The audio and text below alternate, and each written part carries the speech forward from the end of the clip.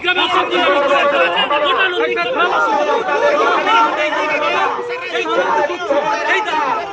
অসভ্য একটা পুলিশ করতে চাইছে, বাকি অফিসাররা সাহায্য করছে, কিন্তু এই অফিসারটা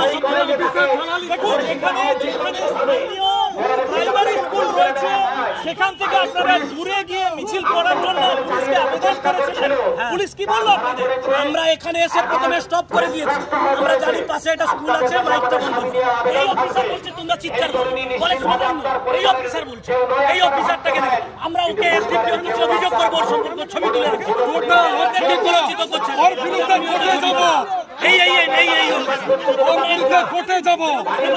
আমরা এসডিপিওর কাছে